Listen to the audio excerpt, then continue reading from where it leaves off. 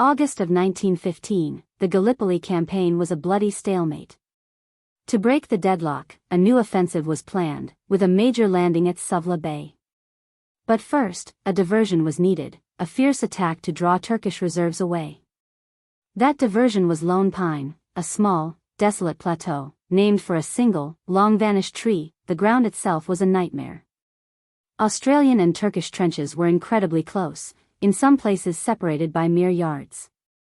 The Turkish positions were formidable, a labyrinth of interconnected dugouts and trenches, heavily fortified and manned by determined defenders.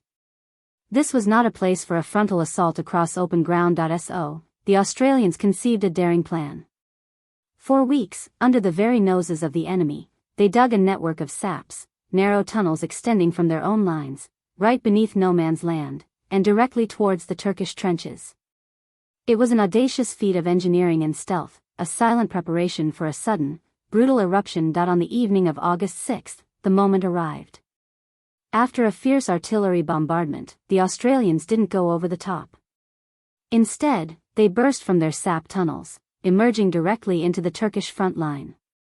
The element of surprise was absolute, and the initial shock and confusion among the defenders allowed the Anzacs to quickly seize the main trench system, but the fight had only just begun.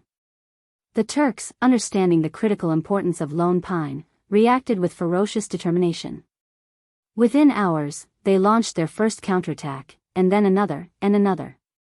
For the next 4 days, the plateau became a meat grinder, a relentless struggle for every inch of ground. The fighting was unlike anything seen before. It wasn't a battle of grand maneuvers, but a claustrophobic, continuous melee in the narrow trenches. Men fought with bayonets, bombs, shovels, even their bare hands.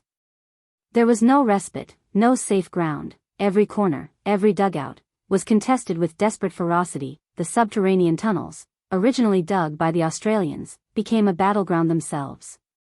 Soldiers would throw bombs down into the darkness, or engage in terrifying close-quarters combat in the pitch-black depths beneath the earth. A war fought on multiple levels, above and below ground. Acts of extraordinary bravery were commonplace. Men on both sides fought with incredible courage and tenacity, often to the last. 7 Victoria Crosses, the highest award for gallantry, were earned by Australian soldiers at Lone Pine, a testament to the sheer, unyielding will displayed in that confined space. Ultimately, the Australians held Lone Pine. It was a tactical victory, a diversion that succeeded in drawing Turkish attention and reserves away from the main Suvla landings.